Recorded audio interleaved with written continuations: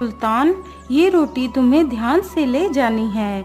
यदि आज भी तुम रोटी नहीं ले जा पाए तो तुम्हारे मालिक तुम पर बहुत ज्यादा गुस्सा हो जाएंगे।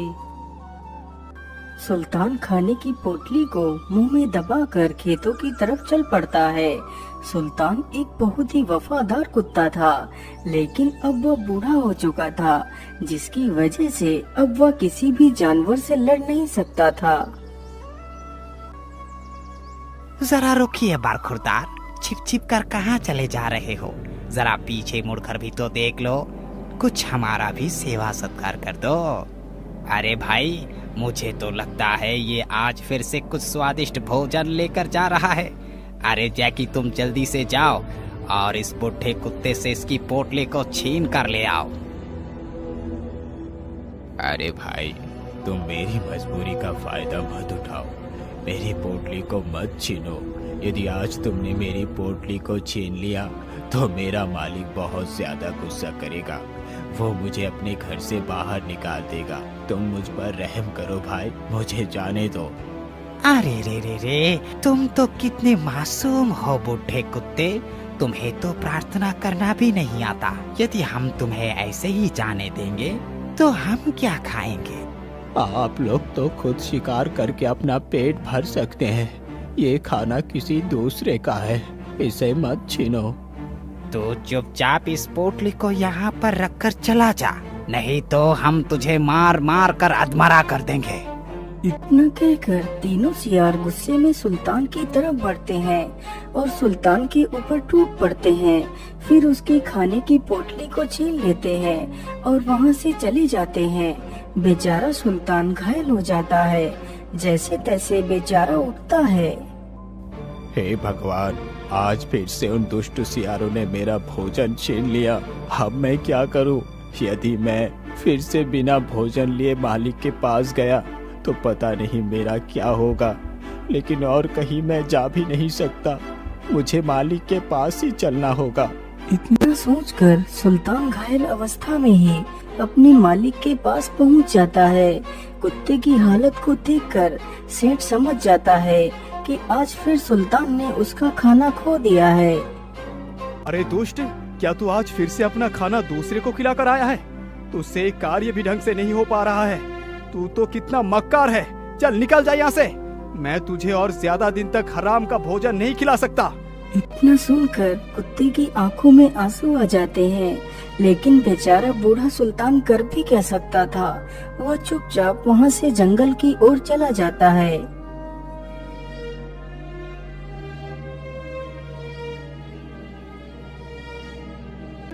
अजी, क्या हुआ? आप इतना गुस्से में क्यों लग रहे हैं? और हमारा सुल्तान आपके साथ नहीं आया, आप उसे कहाँ छोड़ आए हैं? अरे सेठानी जी, आप इस दुष्ट का नाम अपनी जुबान पर मत लाओ। वो बहुत मक्कार है, उससे एक काम भी ढंग से नहीं होता है। लेकिन जी, आप तो अच्छे से जानते हैं कि सुल्तान अब बूढ़ा हो चुका है। यदि वो बूढ़ा हो चुका है तो मैं उसे अपने घर में नहीं रख सकता, इसीलिए मैंने उसे अपने घर से भगा दिया है। बेचारी सेठानी अपने कुत्ते से बहुत प्रेम करती थी। वह नहीं चाहती थी कि उसका वफादार कुत्ता उससे दूर हो, लेकिन वह कर भी क्या सकती थी।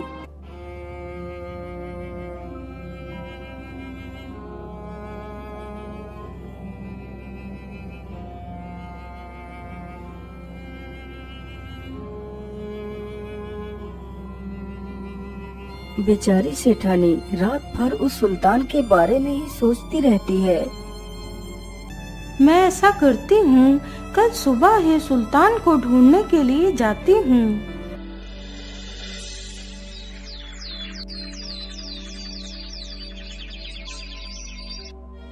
अगली सुबह ही सेठानी कुत्ते को ढूंढने के लिए निकल पड़ती है।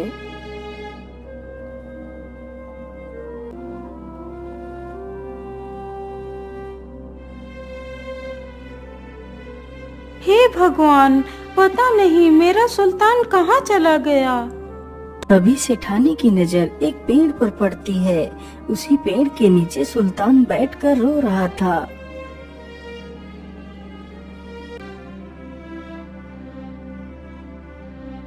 अरे सुल्तान, तुम यहाँ पर पड़े हो। मैं तुम्हें पता नहीं कहाँ कहाँ ढूंढ रही थी। चलो मेरे साथ। सेठानी की यह बात सुनकर बेचारा सुल्तान अपनी मालकिन के पीछे पीछे चल देता है।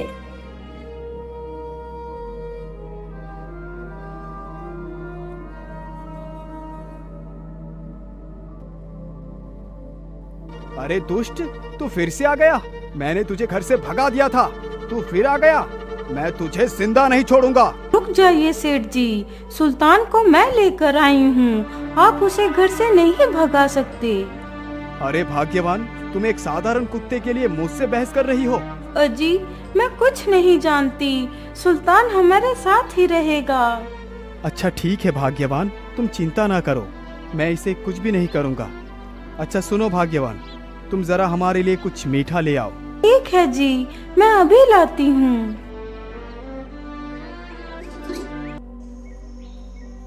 अरे शेर सिंह, तुम मेरी उस पुरानी वाली बंदूक को संभाल कर ले आना। आज रात को मैं इस सुल्तान को हमेशा के लिए मौत की नींद सुला दूंगा।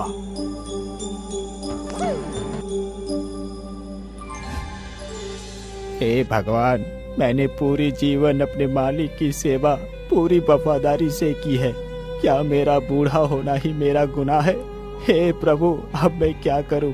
मैं ऐसा करता हूं, अपने मित्र भालू के पास चलकर सहायता मांगता हूं। ये सारी बातें सोचकर सुल्तान जंगल की तरफ चल देता है। कुछ दूर चलने के बाद वह अपने मित्र भालू के पास पहुंच जाता है।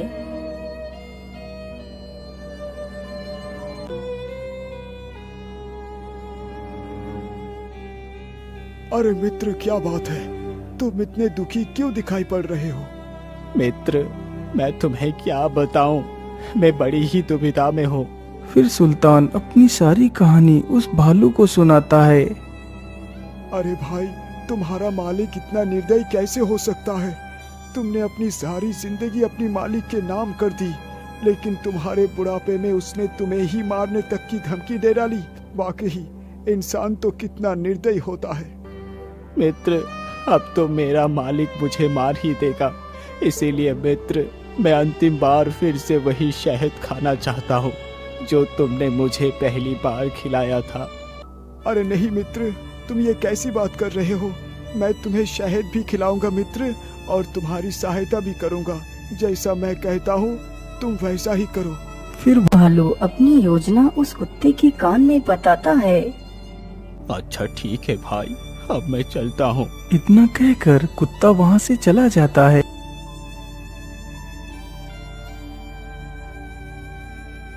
अरे सुल्तान, मैं खाना बनाने के लिए जा रही हूँ।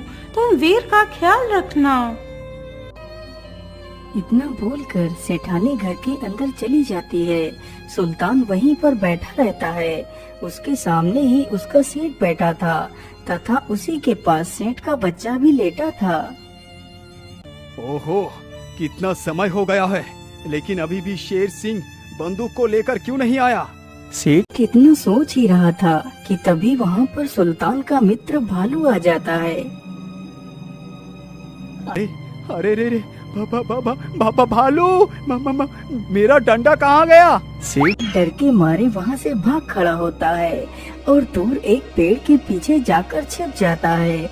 भालू उस बच्चे को अपने मुंह में दबाकर वहाँ से चल देता है।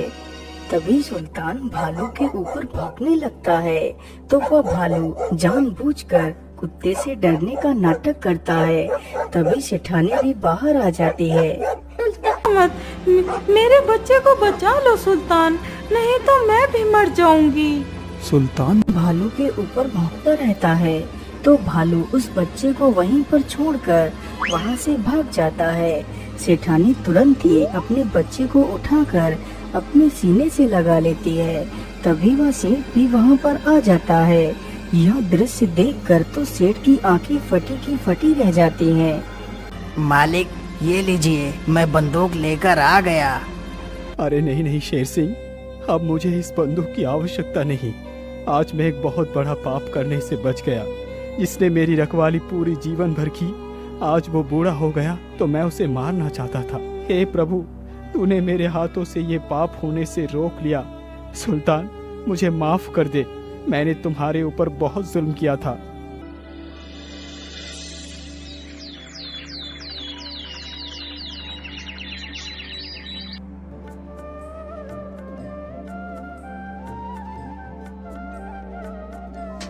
अरे मित्र, तुमने मेरी बहुत मदद की है। तुमने मुझे मरने से बचा लिया। मैं तुम्हारा ये एहसान कभी नहीं चुका सकता।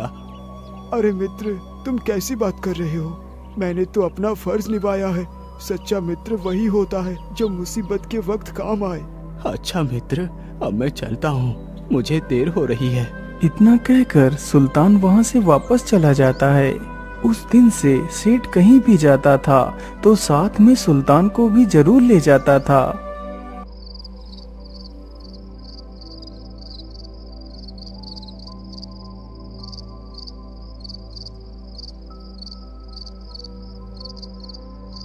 अरे मित्र उठो, देखो मैं आया हूँ। क्या तुम सो रहे हो? अरे मित्र, तुम इतनी रात्रि में यहाँ पर क्या कर रहे हो? अरे भाई, मैं तुम्हें क्या बताऊं, मुझे तो बहुत जोर की भूख लगी है। आज तो मुझे कोई भी शिकार नहीं मिला है। लेकिन भाई, इसके लिए तो मैं तुम्हारी कोई सहायता नहीं कर सकता। अरे नहीं भाई, तुम मेरी सहायता अवश्य कर सकते हो, इसीलिए तो मैं तुम्हारे पास आया हूँ।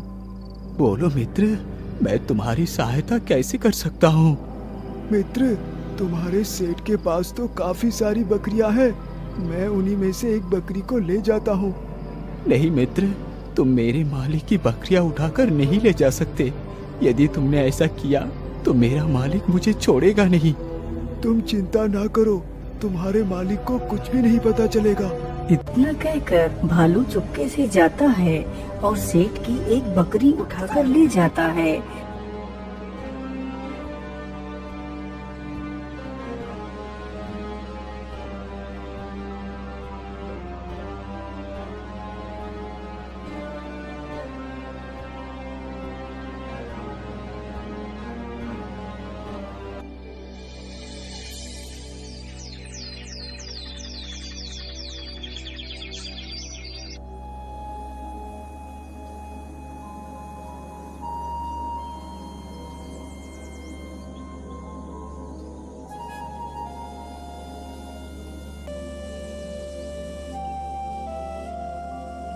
ओहो, आज भी शिकार नहीं मिल रहा।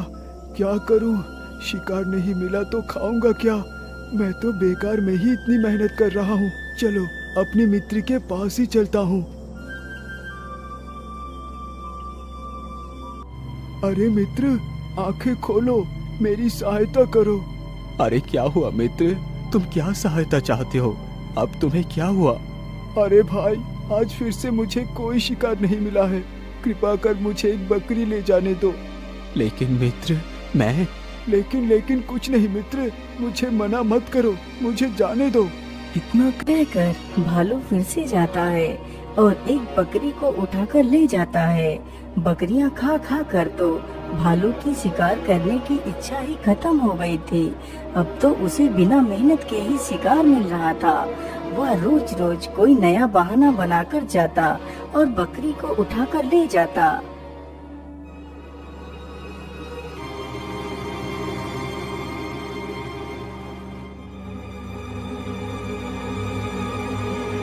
नहीं मित्र, तुमने धीरे धीरे हमारी मालिक की आधी बकरियां तो खा ही ली। अब मैं इससे ज्यादा बकरियां नहीं दे सकता। मुझे माफ कर दो, मैं तुम्हारी इससे ज्यादा सहायता नहीं कर सकता। इतना कहकर कुत्ता भालू के ऊपर भौंकने लगता है। तभी कुत्ते की आवाज सुनकर उसका मालिक डंडा लेकर बाहर निकलता है। मालिक को आता देख भालू वहाँ से भाग जाता है। कुत्ते की इस हरकत से भालू को बहुत गुस्सा आया। ये कुत्ता तो कितना दुष्ट निकला। मैंने इसकी इतनी मदद की, लेकिन इसने मेरी मदद करने से इनकार कर दिया। मैं इससे जिंदा नहीं छोड़ूंगा। मैं इससे अपना बदला जरूर लूंगा।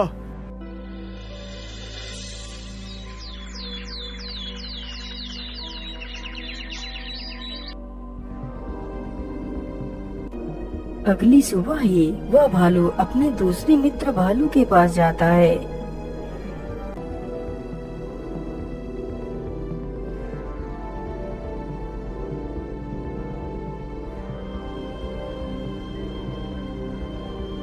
अरे भाई, आज रात हमें उस दुष्ट कुत्ते को मारना है, तभी हम दोनों उन मोटे और स्वादिष्ट बकरियों को खा पाएंगे। आधी रात जैसे ही गुजरती है तो दोनों भालू उस कुत्ते को मारने के लिए निकल पड़ते हैं। सुल्तान बेचारा बाहर ही बैठकर सो रहा था। आहट होते ही उसकी आंखें खुल जाती हैं, तो देखता है सामने उसका मित्र भालू और एक दूसरा भालू भी खड़ा हुआ है।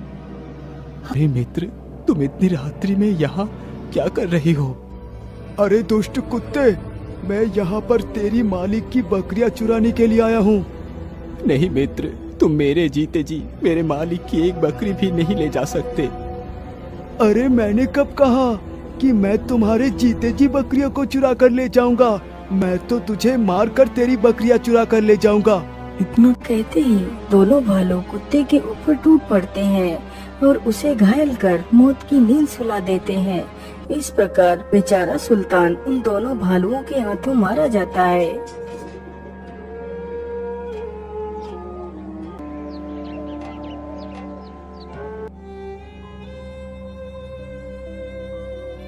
अरे सुल्तान कहाँ गया?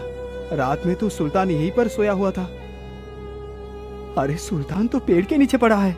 इतना बोलकर सेठ पेड़ के नीचे जाकर देखता है तो सुल्तान मृत अवस्था में पड़ा हुआ होता है। अरे सुल्तान, ये तुम्हें क्या हो गया? तुम्हें किसने मारा? मैं उसे जिंदा नहीं छोड़ूंगा। अरे भाग्यवान, तुम जरा बाहर आकर देखो, हमारे सुल्तान को किसी निर्दयी ने मार डाला है। जेठानी भी अपने मृत कुत्ते को देखकर रोने लगती है। दोस्तों, मेरा इस कहानी को बनाने का सिर्फ यही उद्देश्य है कि हमें अपने हितैषियों को उनके मुश्किल समय में भी नहीं छोड़ना चाहिए।